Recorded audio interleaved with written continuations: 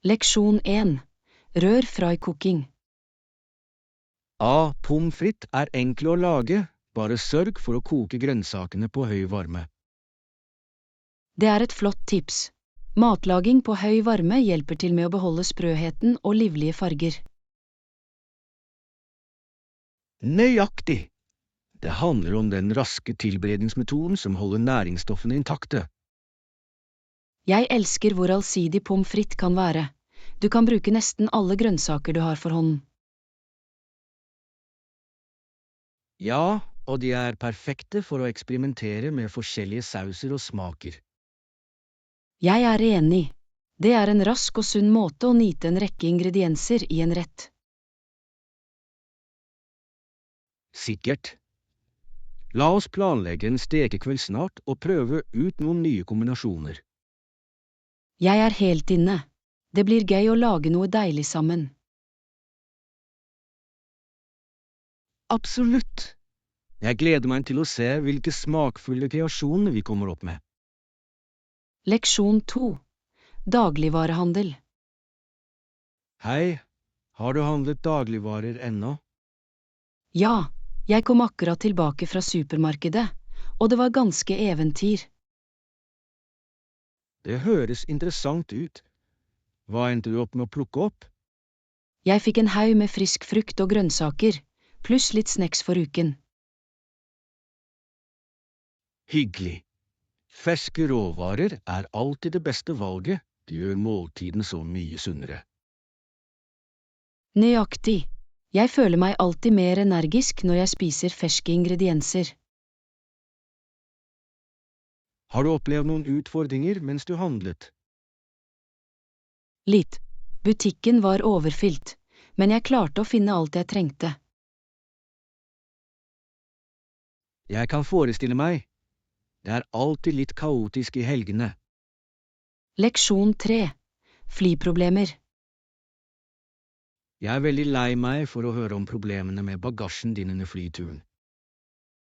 Takk skal du ha. Det var frustrerende, men jeg klarer meg. Kan du gi meg noen tips til neste gang? Absolutt. Ha alltid et skifte av klær og nødvendigheter i håndbagasjen. Det er en god idé. Jeg vil definitivt gjøre det for å unngå ulemper. Sørg også for å merke bagasjen tydelig for å identifisere den enkelt. Jeg hadde ikke tenkt på det. Jeg legger til en særegen tag neste gang. Det hjelper virkelig, spesielt på travle flyplasser der poser kan bli blandet sammen. Det skal jeg huske. Takk for råd. Det gjør reisen mindre stressende. Når som helst. Jeg håper din neste flytur går greit uten bagasjeproblemer. Leksjon 4. Beskyttelse av truede arter. Det er flere organisasjoner som jobber for å beskytte truede arter, noe som er avgjørende for biologisk mangfold. Definitivt. Deres innsats spiller en viktig rolle i å opprettholde økologisk balanse. Jeg er enig. Det er inspirerende å se hvor dedikerte mennesker er til å bevare dyrelivet og deres habitater. Ja, å plante flere trær er en enkel, men effektiv måte å støtte disse initiativene på. Nøyaktig. Trær gir ly og mat til mange arter og hjelper dem å trives. Det er utrolig hvor sammenkoblet alt er i naturen, er det ikke? Absolutt. Hver handling teller, og ved å støtte disse organisasjonene kan vi gjøre en forskjell. Jeg er glad for å være en del av et samfunn som bryr seg om miljøet. Sammen kan vi øke bevisstheten og bidra til disse viktige årsakene. Leksjon 5. Vinterlivet. Vinteren i landet kan være ganske utfordrende, spesielt i 1862, da ressursene var begrensede. Det høres tøft ut. Hvordan var livet på landet en gang?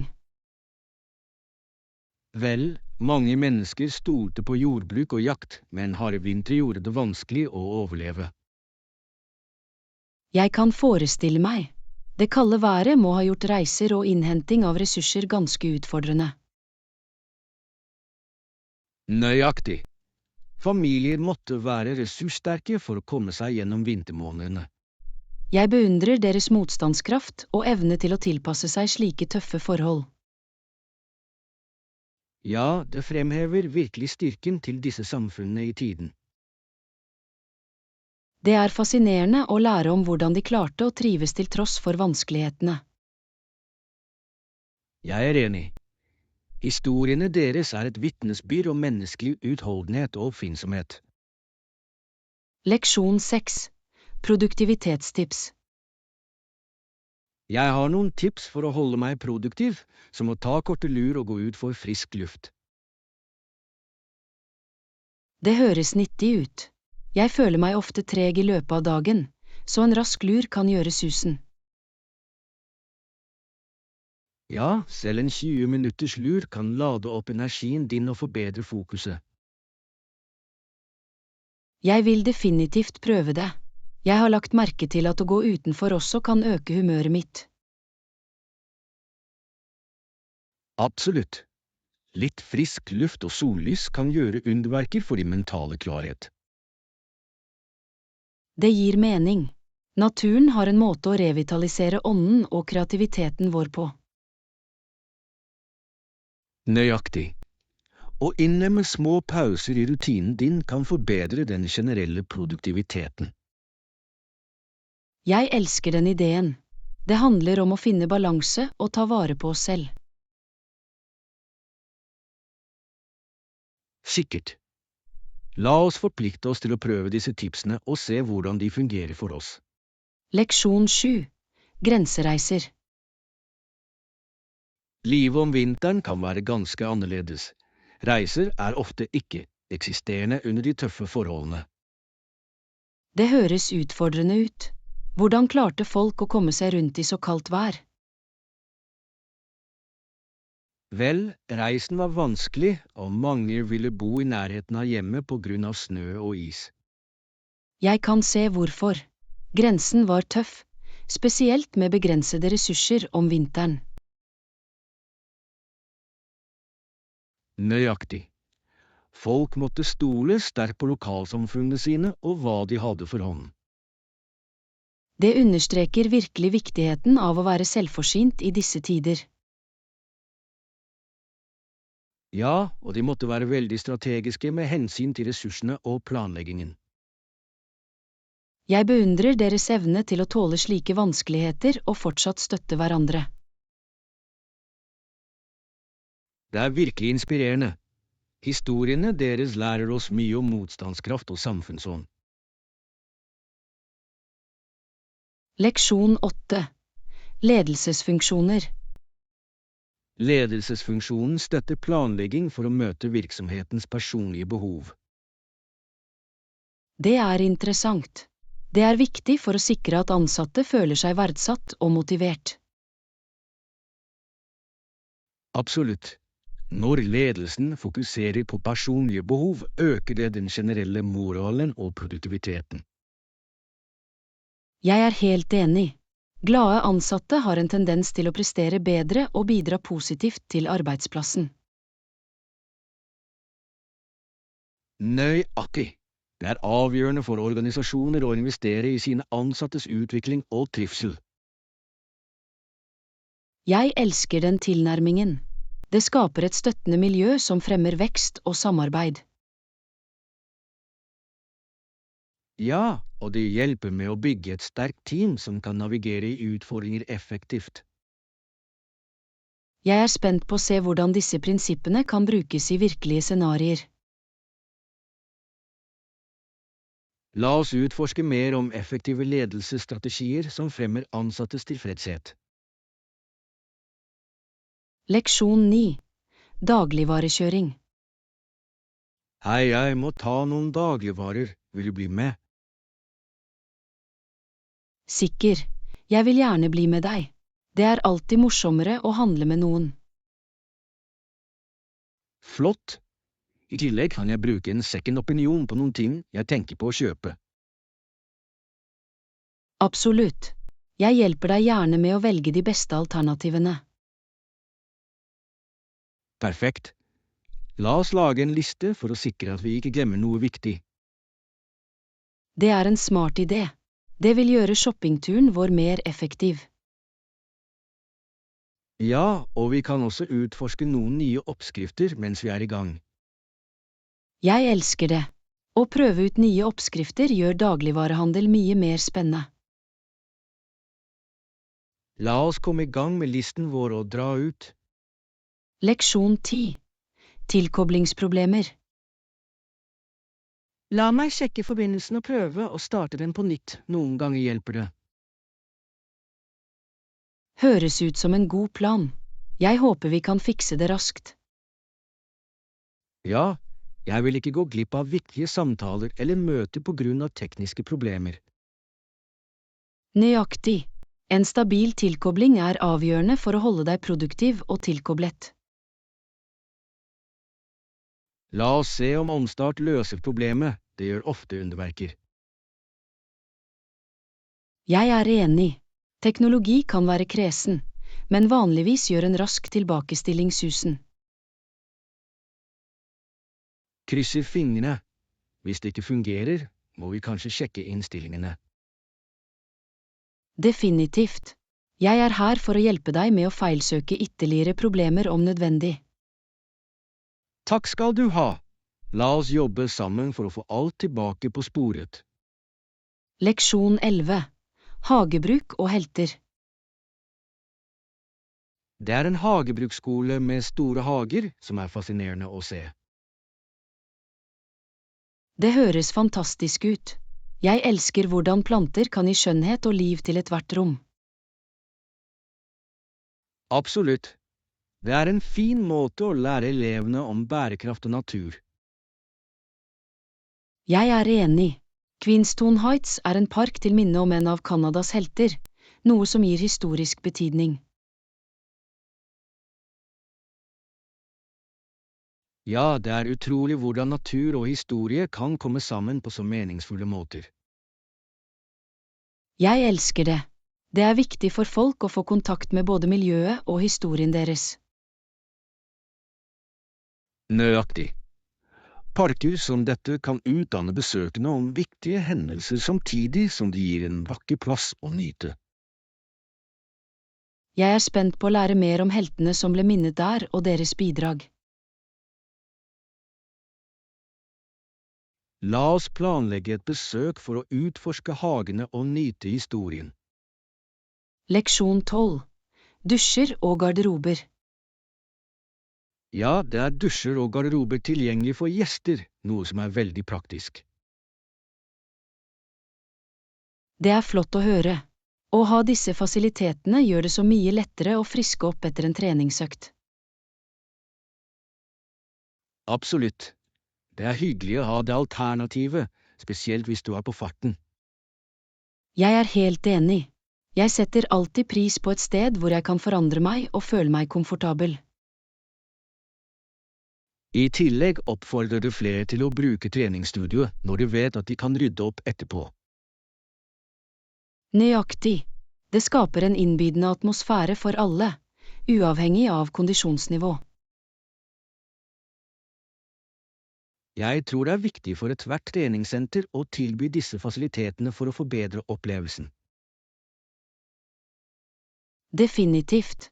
Jeg gleder meg til å bruke dusjene etter øktene våre. Meg også.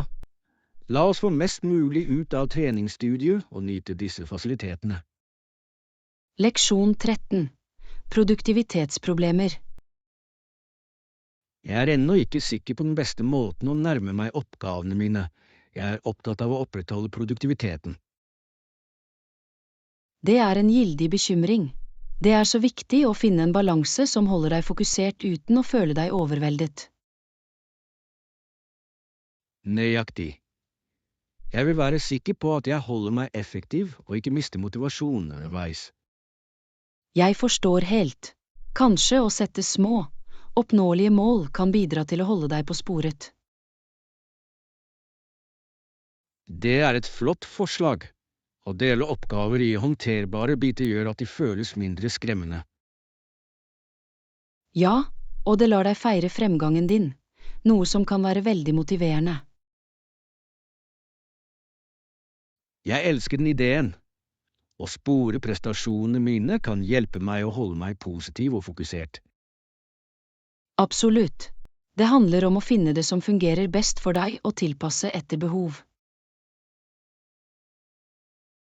Takk for støtten. Jeg er spent på å implementere disse strategiene fremover. Leksjon 14. Bestillingshjelp. Det fungerer. Kan du bestille den for meg, vær så snill? Selvfølgelig. Jeg fullfører bestillingen med en gang og sørger for at alt er i orden. Takk skal du ha. Jeg setter stor pris på hjelpen din med dette. Det gjør planleggingen så mye enklere. Det er ikke noe problem i det hele tatt. Jeg hjelper deg gjerne med å organisere turen. Jeg gleder meg til dette eventyret, og å ha alt booket tar en belastning av tankene mine. Jeg er glad for å høre det. Jeg sender deg alle bekreftelsesdetaljene når det er gjort. Perfekt. Jeg holder øye med e-posten min for disse oppdateringene. Ja, og hvis det er noe spesifikt du trenger at jeg skal ta med, bare gi meg beskjed. Jeg vil. Takk igjen for at du tok vare på dette, det betyr mye for meg. Leksjon 15. Personlig berøring i matlaging. Jeg elsker den ideen. Det vil gjøre kokeboken mer personlig og spesiell.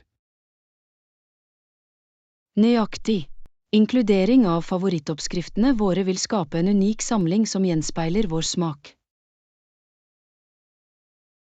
Ja, å dele historier om hvorfor hver rett er viktig, vil gjøre den enda mer meningsfull.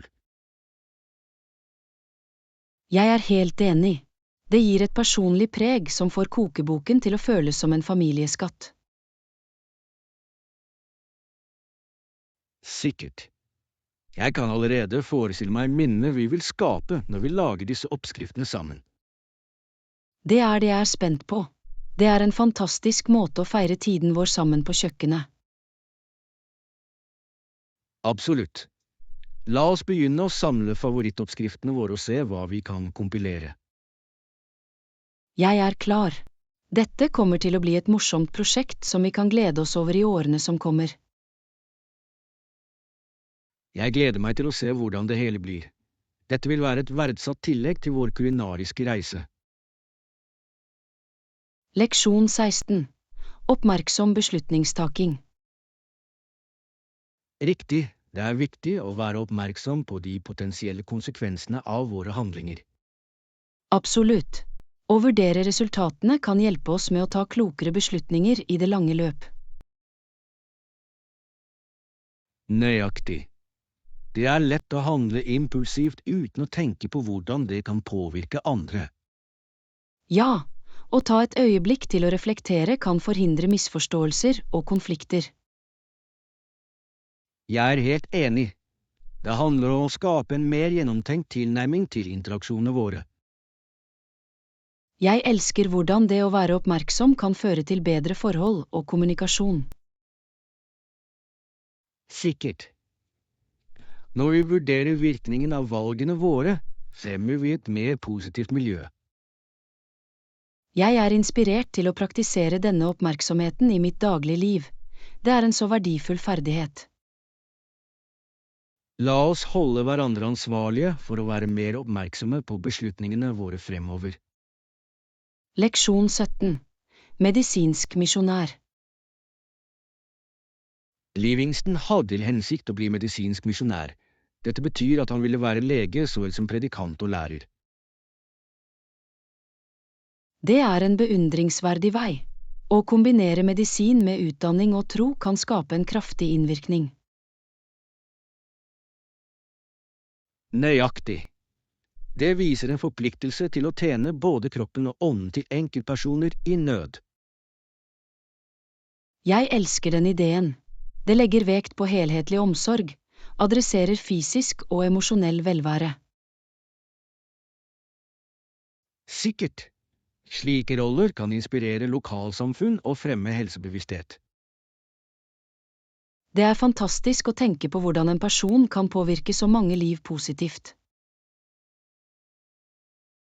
Ja, og det fremhever viktigheten av medfølelse i både medisin og utdanning. Jeg er enig. La oss huske verdien av å tjene andre i våre egne liv også. Absolutt.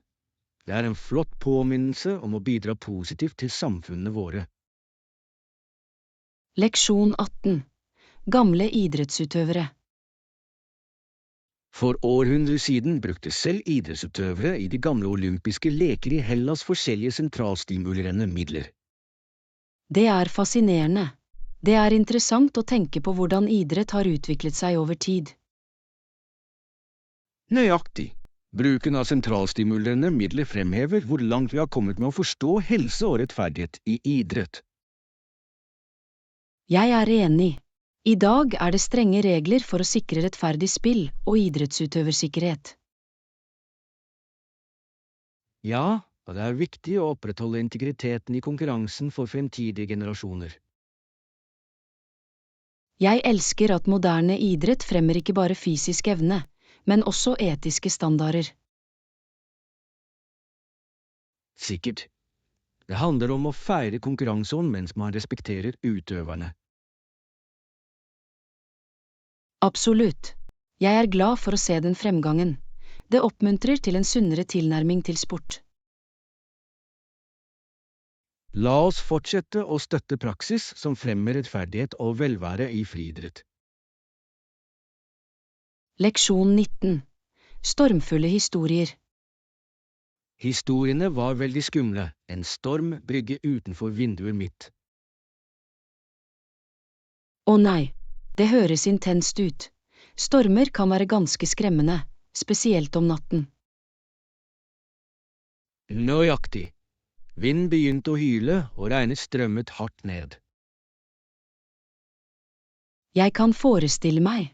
Det skaper en så uhyggelig atmosfære, noe som gjør at alt føles mer dramatisk. Ja, det øker absolutt spenningen i enhver historie du leser eller ser på.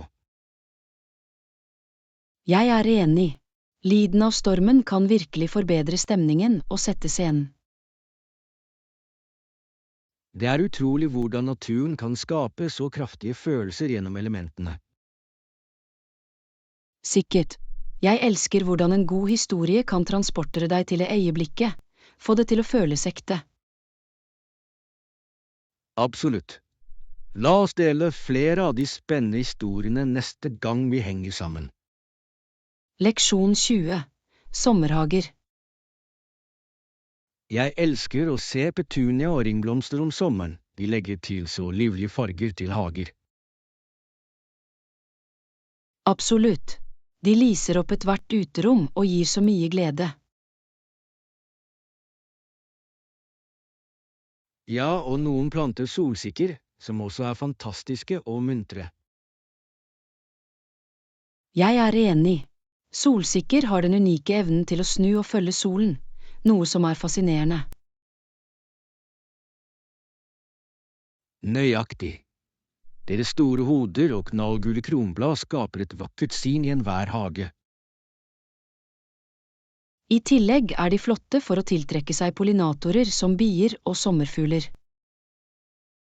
Det er sant. Det er fantastisk hvordan blomster kan støtte økosystemet mens de ser nydelige ut. Jeg elsker hvordan hagearbeid kan være både en avslappende hobby og en måte å påvirke naturen positivt på. Sikkert. La oss planlegge å plante noen blomster sammen i sommer, det blir gøy. Leksjon 21. Farene ved fyllekjøring. Det er virkelig alarmerende hvor farlig fyllekjøring kan være. Hvert år går tusenvis av liv tapt på grunn av det. Jeg vet, og det faktum at mange mennesker mister kontrollen over bilene sine på grunn av nedsatt dømmekraft er hjerteskjærende. Nøyaktig, det er et forebyggbart problem, men det fortsetter å kreve uskyldige liv og ødelegge familier. Og konsekvensene går utover bare de involverte individene. Hele samfunn føler virkningen av disse tragediene. Ja, det er derfor det er så viktig å øke bevisstheten om farene ved fyllekjøring. Absolutt. Å fremme ansvarlig oppførsel og alternativer kan redde utallige liv. Det handler om å skape en kultur for sikkerhet og ansvarlighet på veiene. Til syvende og sist, vi har alle en rolle å spille for å sikre at alle kommer trygt hjem hver dag. Ja, sammen kan vi gjøre en forskjell og forhindre at slike meningsløse tragedier skjer. Leksjon 22. Positive endringer i livet.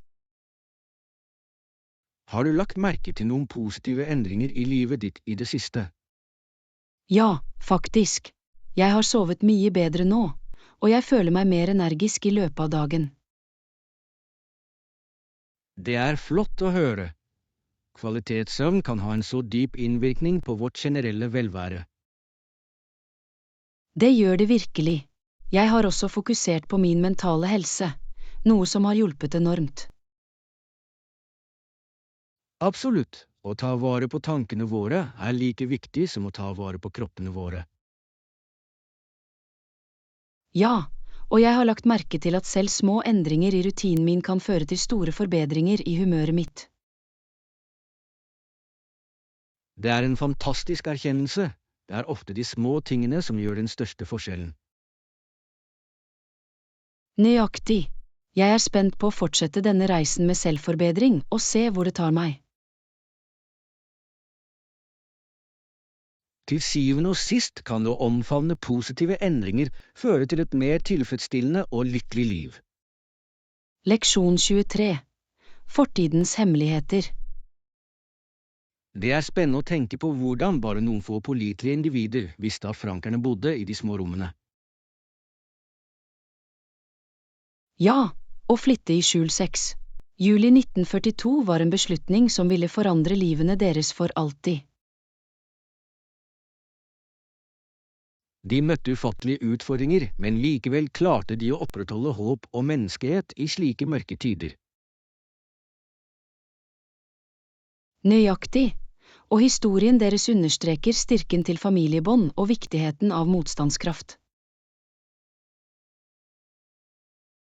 Det er bemerkelsesverdig hvordan de skapte en følelse av normalitet til tross for den konstante frykten rundt dem. Faktisk, deres mot og besluttsomhet om å holde sammen under slike omstendigheter er virkelig inspirerende. Og det fungerer som en påminnelse om viktigheten av tillit og støtte i de vanskeligste situasjonene. Absolutt. Arven deres fortsetter å lære oss om kraften i håp og den menneskelige ånd. Til slutt er det de historiene som minner oss om vår felles menneskelighet og behovet for medfølelse. Leksjon 24. Offentlig transportsikkerhet. Det er et godt poeng om sikkerheten ved å bruke offentlig transport om natten. Det er et tema som bekymrer mange mennesker. Ja, jeg hører ofte forskjellige meninger, og det er viktig å ta hensyn til miljøet og det spesifikke området. Nøyaktig, noen byer er ganske trygge, mens andre kan ha høyere risiko, spesielt når det er mørkt. Det er alltid lurt å være våken og være oppmerksom på omgivelsene dine, uavhengig av beliggenhet. Absolutt. Å reise med en venn kan ofte øke sikkerheten hvis du er ute sent på kvelden. Ja, å vite rutene og tidsplanene på forhånd kan bidra til å minimere potensielle risikoer. Bruk av pålitelige transportalternativer som velvurderte rideshares kan også gi trygghet. Faktisk, å være informert og forsiktig kan utgjøre en betydelig forskjell for å sikre en trygg reise hjem. Til syvende og sist handler det om å finne en balanse mellom bekvemmelighet og personlig sikkerhet når du bruker offentlig transport. Leksjon 25. Drømmer om Karibia. Når du nevner stranden i Karibia, bringer det øyeblikkelig tankene til bilder av paradis og avslapping. Jeg har hørt gode ting om det. Det krystallklare vannet og myke hvite sanden høres helt himmelsk ut. Ja, og den livlige kulturen og deilig mat legger bare til lokket til de vakre øyene. Jeg kan bare forestille meg hvor forfriskende det må være å nyte solen og nyte det lokale kjøkkenet ved stranden. Nøyaktig, og delta i aktiviteter som snorkling eller dykking ville gjøre opplevelsen enda mer minneverdig. Absolutt. Å utforske undervannsverden og dets fargerike marine liv er noe jeg alltid har ønsket å gjøre. I tillegg gjør den varme gjestfriheten til lokalbefolkningen besøket enda mer spesielt og innbydende. Ja, jeg tror det er den perfekte flukten fra kjas og mas i hverdagen. Til slutt høres en ferie til Karibia ut som en drøm som går i oppfyllelse for alle som søker eventyr og avslapping. Leksjon 26. Travle tidsplaner. Gitt hvor travle livene våre kan bli, forstår jeg helt appellen til å finne måter å eliminere reiser på. Nøyaktig. Med så mange forpliktelser kan det være utmattende å hele tiden være på farten. Ja, enten er arbeid eller familieforpliktelser, og en fullpakket timeplan gir ofte lite rom for nedetid. Og med teknologi er det utrolig hvordan vi kan koble sammen og samarbeide uten å måtte reise lange avstander. Absolutt, virtuelle møter og online workshops kan være like effektive, om ikke mer enn personlige samlinger. I tillegg sparer det tid og penger, slik at vi kan fokusere på det som virkelig betyr noe i våre travle liv. Ja, og det åpner muligheter for folk som kanskje ikke har vært i stand til å reise på grunn av forskjellige årsaker. Til slutt kan det å omfavne disse moderne bekvemmelighetene hjelpe oss med å nå våre mål samtidig som vi opprettholder balansen i livene våre. Nøyaktig, det handler om å få mest mulig ut av vår tid og ressurser i dagens fartsfylte verden. Leksjon 27. Ekspansjon og vekst. Det er fascinerende å tenke på hvor raskt landet ekspanderte mot vest mot Stillehavet i løpet av disse dagene. Ja, den utvidelsen førte til en bølge av muligheter, men den ga også mange utfordringer. Nøyaktig, da folk søkte nytt land og ressurser, møtte de ofte konflikter og vanskelige forhold. Det er et komplekst kapittel i historien, preget av ambisjoner og søken etter ny begynnelse. Ja, og pionerene som våget seg vestover viste bemerkelsesverdig mot i møte med usikkerhet. Absolutt. Deres vilje til å skape nye stier formet nasjonens landskap. I tillegg førte det utviklingen av livlige samfunn som ville trives i årene som kommer. Faktisk, men det er viktig å huske hvilken innvirkning dette hadde på urbefolkningen også. Til slutt er historien om ekspansjon vestover en historie om både fremgang og refleksjon over vår felles historie. Leksjon 28. Tillitens rolle. Jeg er helt enig i at uten tillit blir det utrolig vanskelig å nå mål sammen. Ja, tillit er grunnlaget for ethvert vellykket partnerskap, enten det er personlig eller profesjonelt. Nøyaktig, når teammedlemmer føler seg trygge i hverandres intensjoner, blomstrer samarbeidet. Og det fremmer åpen kommunikasjon, som er avgjørende for å takle utfordringer og finne løsninger. Absolutt, å bygge tillit tar tid og krefter, men belønningen er uvurderlig i det lange løp. Ja, og det betyr å være pålitelig og konsekvent i våre handlinger for å tjene den tilliten fra andre.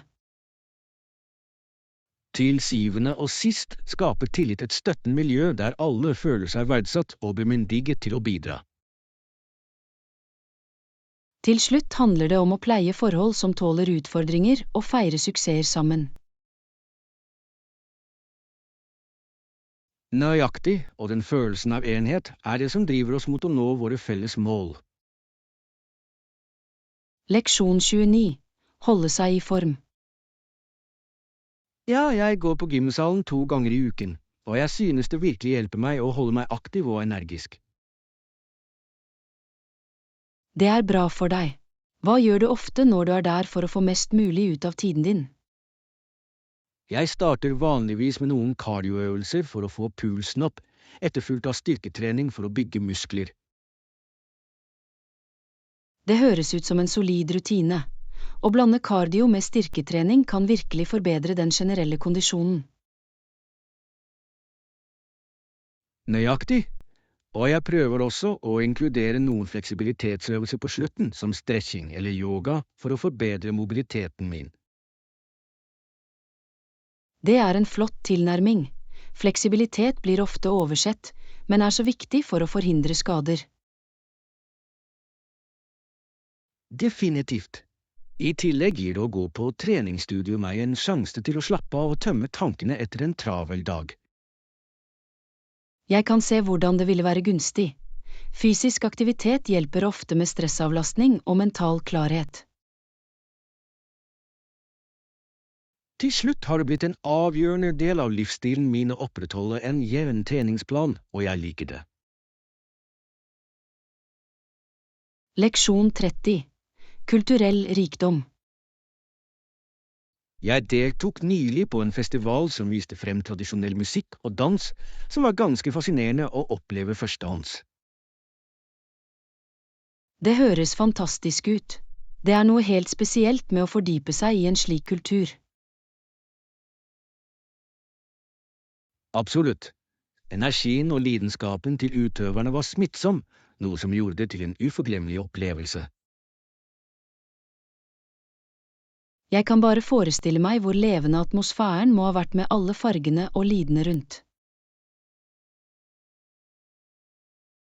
Ja, å lære om historien bak dansene ga et nytt lag av takknemlighet for kunstformen. Det er det jeg elsker med kulturelle arrangementer. De underholder ikke bare, men utdanner oss også om forskjellige tradisjoner. Nøyaktig. Det er en vakker måte å få kontakt med andre og feire vår mangfoldige bakgrunn. Til slutt minner slike opplevelser oss om rikdommen i menneskelig uttrykk og kreativitet. Ja, og de oppfordrer oss til å omfavne og respektere kulturene som gjør verden vår så unik. Leksjon 31. Nødberedskap. Var du noen gang i en situasjon som var en nødsituasjon? Det er alltid godt å vite hva du skal gjøre i tilfelle slike hendelser. Ja, jeg hadde en mindre nødsituasjon en gang, og det lærte meg viktigheten av å være forberedt på hva som helst. Absolutt. Å ha en plan på plass kan gjøre en stor forskjell når ting går galt. Jeg er enig. Å vite grunnleggende førstehjelp kan hjelpe oss med å reagere effektivt i kritiske situasjoner. Nøyaktig. Det er trøstende å vite at vi potensielt kan redde liv ved å være informert og proaktiv. I tillegg kan det å holde seg rolig under en nødsituasjon virkelig hjelpe til med å ta bedre beslutninger. Ja, panikk kan skjule vår dømmekraft, så det er viktig å ha praktisert svar. Til slutt handler det å være forberedt ikke bare om å håndtere nødsituasjoner. Det handler om å føle seg bemyndiget og selvsikker. Absolutt. Det er en ferdighet som alle bør ta seg tid til å utvikle for sin egen og andres sikkerhet. Leksjon 32. Innsikt i drosjepriser. Jeg beklager, men jeg har ikke den informasjonen angående den eksakte prisen, men jeg vet at det vanligvis måles. Det er fornuftig. Målte priser er vanlige i mange byer for å sikre rettferdig pris for turer. Ja, det er alltid lurt å bekrefte med sjåføren før du starter turen for å unngå overraskelser. Absolutt. Åpenhet er nøkkelen når det gjelder transportutgifter. I tillegg kan du vite den estimerte prisen på forhånd hjelpe deg med å budsjettere reisekostnadene dine mer effektivt. Ja, og det er lurt å se etter eventuelle tilleggsavgifter som kan gjelde, spesielt i rushtiden. Nøyaktig. Å være informert gir oss mulighet til å ta smartere valg mens du reiser. Til slutt, å forstå hvordan taxipriser fungerer kan forbedre vår generelle reiseopplevelse. Absolutt. Det handler om å være forberedt og ta informerte beslutninger mens du er på farten.